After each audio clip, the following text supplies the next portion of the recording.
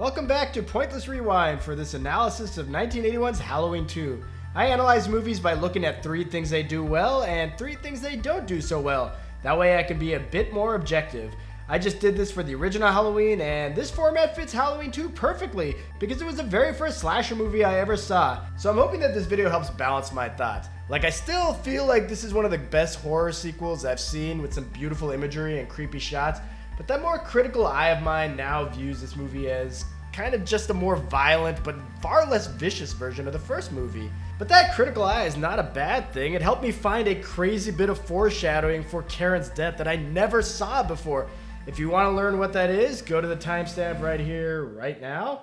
If not, let's recap the movie. It's still Halloween night in 1978, and Michael Myers embarks on a more violent killing spree than he did in the original movie.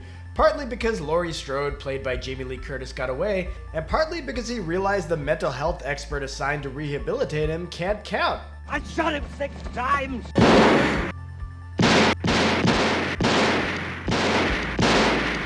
Regardless of Dr. Loomis' shortcomings, Michael heads to Haddonfield Memorial Hospital where Laurie has been taken, and begins to kill the staff one by one, until it's just him versus Laurie. Eventually, Dr. Loomis realizes not only did he miscount how many shots he fired into Michael, but he miscounted how many sisters Michael has. He killed one sister 15 years ago, now he's trying to kill the other.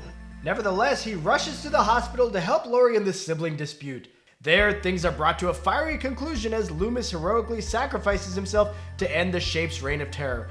Though once he's on fire, the Shape has actually gained some bulk, foreshadowing his fall from grace in Halloween 4. So when I first saw this movie, I thought it was a masterpiece, and aesthetically speaking, I still think it's pretty great.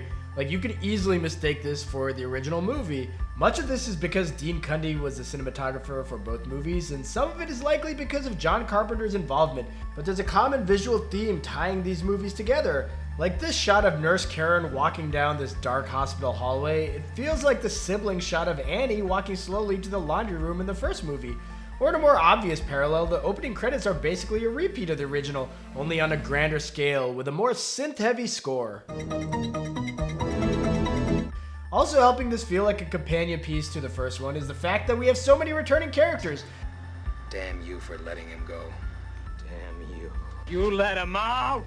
Though other than Donald Pleasance as Dr. Loomis taking things up a notch and Marion Chambers getting to flex those exposition chops, they don't do all that much, including Laurie, who spends most of the movie drugged or in bed or both. Still, that connective tissue helps tie this movie to the original. Plus, I think Michael Myers in Halloween 2 feels very in sync with his predecessor in Halloween 1. Like, this is still the Shape. He's still got the same mask, though the mask is grimier and older and stretched to fit Dick Warlock's head. And Dick Warlock's performance is different. I mean, Nick Castle was more graceful and more ghost-like in his movements, and Dick Warlock is way more robotic, but they still feel like 2 similar takes on the same character. It still comes across that this is an unthinking, unstoppable, and inevitable representation of pure evil. And I love that director Rick Rosenthal and cinematographer Dean Cundey managed to frame Michael in many shots similar to how John Carpenter did in the first movie. Seeing Michael just innocuously in the background, just predator and prey in the same shot, with the prey usually being completely unaware. It's a bit of visual storytelling that's always resonated with me ever since I first saw this movie. And speaking of predator and prey, let's talk about the kills. And right up front, this is a more violent movie than the original was. There's more on-screen blood, there's a couple of really gory moments that make me cringe, and it definitely feels like an escalation. But I've never really understood why people think this movie is a complete bloodbath. I mean, it's nothing like Friday the 13th or Jason. I enjoy those movies, but this does not have that much blood. It's pretty tame. There are a couple of squeamish shots, but this is mostly done for suspense, just like in the first movie.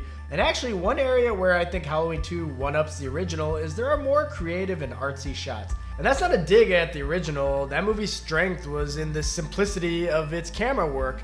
Halloween 2 instead has a surreal and nightmarish quality to a lot of the imagery, which I think works perfectly in the sequel. And there are more moments that give this movie a distorted dreamlike quality, like Bud being strangled behind Karen silently, or Jill's shoes just flopping off when Michael lifts her up. Such simple moments, but I think they add this element of dread to the movie that is top notch. Like, Halloween was a scarier movie, but Halloween 2 is surprisingly beautiful and does not deserve to be grouped in like this by Bud. All this Michael Myers crap. But the whole point of doing 3 good things and 3 bad things about Halloween 2 is to dig into that Michael Myers crap. That is one big pile of shit. And the first little nugget of Michael Myers crap is Dr. Loomis's side plot, because it's just him basically doing like meaningless side quests all movie until at the very end he decides, let's get back to that main quest. And this isn't a critique on Dr. Loomis himself, stick around because his character is my second positive, but the way he handles the moment where he's unsure if he spotted Michael is hilarious. That him? I don't know. That doesn't stop him from pointing his gun at this guy, which I don't have a problem with that. Like I said, I think Loomis is great in this movie, but what happens next? Not so great.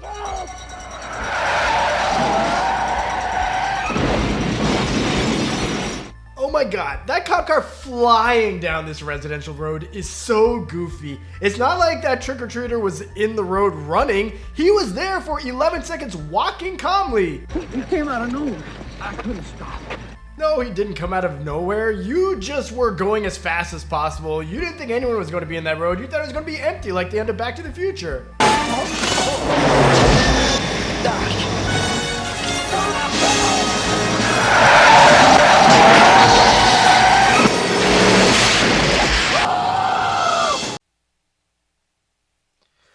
Okay, well if Halloween 2 is going to do anything with this subplot, then that would be something. Maybe Loomis starts the ball rolling on a mob mentality storyline, or he's shown feeling guilty for this innocent person's death. But no, this is all here just to kill time so Loomis can make this declaration after a dental examination. Listen to me, we've got to assume that Michael Myers is still alive.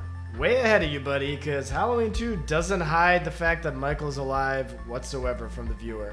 But whatever, we then get Loomis returning to the Myers house with Deputy Hunt, who conveniently replaced Sheriff Brackett so that Loomis can essentially retreat his dialogue from the first movie to a new character.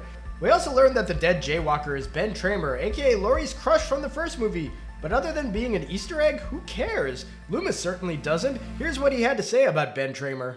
There was a force inside him biding its time. Oh, I'm sorry. He's talking about Michael here. He's not talking about Ben Tramer. I got confused because I'm trying to find a reason for this subplot to exist. And it certainly isn't the random-ass elementary school that Michael broke into. And the idea that Michael came here just to find a children's drawing to stab and to write a bloody clue on the blackboard is ludicrous. Plus, why did he write this? It's a Celtic word. Samhain. Now, this is mispronounced. It's pronounced Samhain or something like that. But I'm not going to criticize the movie for that because the only reason people even know that is because the internet became a thing well after this movie was made, and then everyone started saying, oh my god, Samhain, what? That's Samhain. Like, everyone would know that, when no one would know that. No, I'm not going to criticize it for that. I will criticize the scene for even existing, though, because Loomis never mentioned anything about Michael being interested in ancient Celtic rituals. His diagnosis was just pure evil, so him seeing this note should have prompted curiosity, not all of this thematic philosophizing. Samhain isn't evil spirits. It's the unconscious mind. We're all afraid of the dark inside ourselves. That is poetic, and it adds to the atmosphere. But this speech that Loomis delivers is him interrupting Marion Chambers when she's trying to tell him the plot twist to the movie. That girl, that Strode girl, that's Michael Myers' sister. Now, I don't actually mind this twist. Like, a lot of people think that it takes away from Michael's mystique, and yeah, it does that a little bit, but I still think Michael is terrifying even if he's trying to kill his family members. What I don't like here is that Loomis had to follow a random-ass breadcrumb trail to get to this point. But while the plot around Loomis is scatterbrained and pointless, Dr. Loomis the character is awesome in this movie, and he is my second positive. He was already really good in the first movie as a source of exposition, but in Halloween 2, we've already had the exposition. We don't need that, so they could just unleash him to his full potential. Whether that be making really, really dire warnings, Take 6 slugs. I told you this isn't a man. or holding law enforcement officials at gunpoint, Fire a warning shot, right? or offering very vague instructions to the innocent civilians before scampering off into the night. Call the police. Tell the sheriff I shot him. Is this some kind of joke? I've been trick-or-treated to death tonight. You don't know what death is. Who does this? Like, who asks a question to someone and then when they ask for clarification, you just tell them something completely off the rails and then you just run off? By the way, this is probably a good time to ask you guys to like and subscribe to my channel. Halloween 2 portrays the good doctor slipping from sanity. He's becoming more and more unhinged and actually kind of dangerous, and this is my favorite version of Loomis in the series. And I tell you, when he gets stabbed by Michael, 9-year-old me was devastated thinking he was dead. And then it was equally gut-wrenching but extremely powerful to then watch Loomis sacrifice himself to kill Michael. It is time, Michael. Now the power of this moment is kind of diminished over the years because of the sequels having him survive with some minor burns, when his proximity to this blast should have left him with some more severe injuries. Smile, you son of a... But taken in the context of this just being the sequel to the original movie, this is the perfect ending for Loomis' story. Like, I don't think Halloween 2 gets enough praise for making the final chase Michael being after Laurie and Loomis. And Loomis sacrificing himself to stop this monster that he feels like he unleashed is the perfect character arc. Unfortunately, that's about the only good character arc in this movie, because who else actually has a character arc? And that's negative number 2, the non-Loomis characters. Jamie Lee Curtis gets absolutely nothing to do here because Laurie is drugged for most of the movie, and her being chased by Michael is compelling and intense because we like Laurie, but that's more because we got to know her in the first one than anything she does here. There just isn't anything substantial for Laurie. Hell, we barely get to see her have a reaction to Michael being her brother. She does have one seriously iconic moment though. And kudos to Laurie for being an incredible shot. I mean, she aimed for Michael's eyebrows and absolutely nailed them. But the other characters get shafted because we get introduced to 8 hospital staff members 10 minutes into the movie, and less than an hour later, they are all dead or have concussions. That is barely enough time to get to know any of them, especially when you consider we have all of that Loomis side content to go through, and that Mr. Garrett takes up a full 5 minutes slowly finding every horror movie cliche. You know, I actually don't mind the cat scare so much, but it's the cardboard with the ketchup or magic marker scrawled on it that really gets to me. Maybe that was Mr. Garrett who actually drew that on there, because that would be more character development that he gets than Jill gets in the entire movie. She's the last victim to go, and here's a supercut of every moment of dialogue she has in the movie, played at 2x speed. This form. Someone will be with you in a moment. Oh, he's with the patient. Would you please wait and remain? Oh, thank you. He's been at the country club. I think he's drunk. What do we got? Laurie's throat. Try to relax, Laurie. Dr. Mixter will have you stitched up in no time. Laurie, you okay? Mr. Garrett? Mr. Garrett? Garrett? Mr. Garrett? Laurie, wait, Laurie.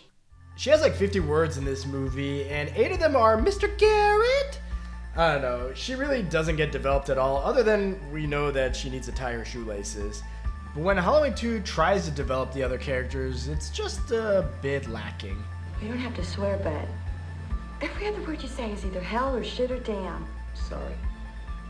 I guess I just all the time.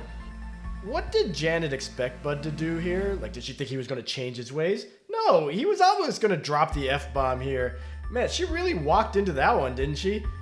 Maybe that's the character development, though. She does tend to walk into things several times in this movie.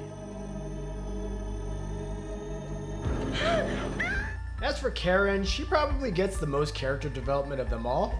Pin the tail on the donkey and bobbing for apples. Actually bobbing in water, no less. Now, bud, don't be that way. So as I was writing the script for this video, I was trying to figure out what to say about Karen, and I was like, well, she hates bobbing for apples, and Michael dunks her head in the water, and then I was like, oh my god, they foreshadowed her death! You don't have to swear, bud. I'm sorry, I mean, you don't have to call me Bud, but like, I never noticed this in like my 30 years of watching this movie, and that is such deep writing for such really, really undeep characters. That wasn't very well worded. But anyway, let's segue into Jimmy. And unfortunately, we don't get the same level of foreshadowing with him unless you consider him falling and hitting his head, foreshadowing the fact that he will pass out from a concussion later. His sole purpose seems to be to have a crush on Laurie so that it makes sense that he's randomly waking up this surgery patient to deliver news about Michael Myers so that she can then figure out that he's her brother. But that's it. That crush goes nowhere because Jimmy slips right out of the story. I can just have to drink or anything. I'm gonna cook. Okay. The saving grace of these characters is they actually feel like real people and they aren't obnoxious. They just aren't developed very well. And Jimmy searching for Mrs. Alves is maybe the scariest scene in the movie. It's just so well paced, and the combination of the music and the beautiful framing with the white from her uniform catching our eye as Jimmy walks by, it's masterful. This scene really gets to me because it uses the hospital setting better than any other scene in the movie. And that's my third positive for Halloween 2, the hospital! What a great setting for a slasher movie. No one likes hospitals, but you go to them to get healthy, to feel safe, and seeing Michael Myers roaming the hallways through the CCTV system, or having Michael freaking standing around in the maternity ward is chilling, and it gives Halloween 2 its own personality. And it's also the only Halloween movie with Michael in it where he trades the butcher knife in for a different weapon of choice, using a tiny little scalpel to do some inhuman things. And especially during the final chase sequences, everything feels so unique with this not being set in a run-of-the-mill house. You've got the long hallways, the staircases, the maintenance rooms, the surgery wards, even the hospital parking lot. Unfortunately, before that climax, I don't think the hospital is used to its full potential because the movie has serious pacing issues, which is negative number 3. The original Halloween was not a fast-paced movie, but it was meticulous in building up the tension. Everything up to Laurie finding her friends in the Wallace house felt like the long climb up for a roller coaster before a relentless finale. Halloween 2 builds to a similar moment. It's when Jimmy is basically searching for Mrs. Alves and Laurie is wandering the halls and Michael is stalking her. But it doesn't feel like that roller coaster went up high enough. It felt like it went up maybe like 6 feet instead of like 60. Like the movie started with a suspenseful sequence, but then its pacing hits the brakes as Halloween 2 focuses on the logistics of Laurie going to the hospital and of Loomis canceling the plans that Annie made for Laurie in the previous movie. I just talked with Ben Tramer and he got real excited when I told him how attractive you were to him. During this portion of the movie, Michael does take himself and that Ben Tramer mask of his to the hospital, but other than a solid scene set in the maternity ward, and this one shot of Michael randomly inserted into an unrelated scene, we don't get a sense of him stalking these characters. The tension flattens because while we do get a few kills, there isn't any build-up. Mr. Garrett's death is preceded by 5 minutes of him just walking around, but there isn't any sense of tension or urgency to the scene. There's no music, there are no interesting shots, and we have no concept of where Michael is, when one of the biggest strengths of this series is watching Michael stalk his victims. It's just 5 meandering minutes to finally get to a jump scare, and while I love the kill, I think it's a terrible scene overall. Meanwhile, Karen's death is the best in the movie, and Bud's death is a creepy visual, but again, there isn't any build up to any of it because there's no sense of Michael stalking them. And again, we get a similar story with Janet's death. It's beautifully shot, it's beautiful lighting, and the individual moment is beautiful, but there still wasn't any of that beautiful build up.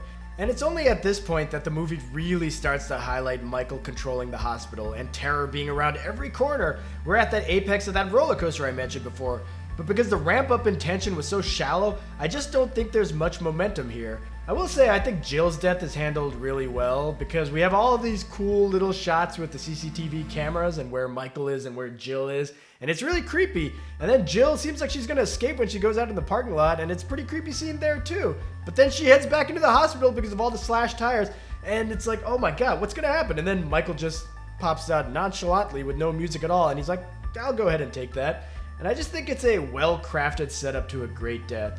But otherwise, Halloween 2 just lacks a sense of urgency, which is strange considering the motive they gave Michael should probably heighten his urgency.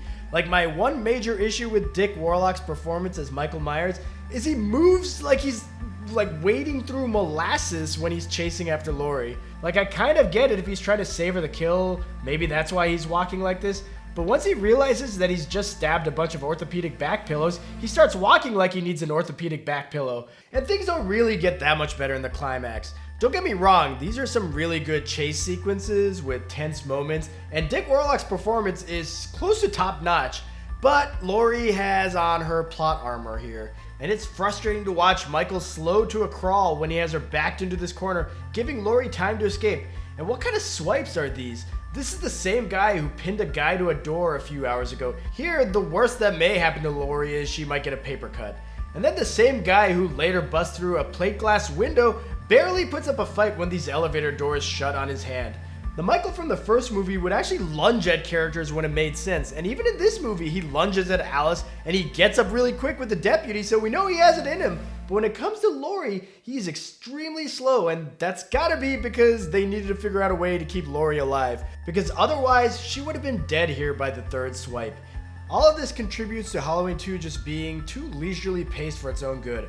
A horror movie needs momentum, which the first movie had in spades. That's why even though there was hardly any blood, Michael's attacks in that movie felt incredibly dangerous and unrelenting. Halloween 2's Michael is far more violent, but feels way less vicious. And that's a wrap on my Halloween 2 analysis. Hope you enjoyed it. Please like and subscribe to my channel. I know I already asked you guys to do that earlier, but then I darted off and forgot what I was saying, so I'm asking you again.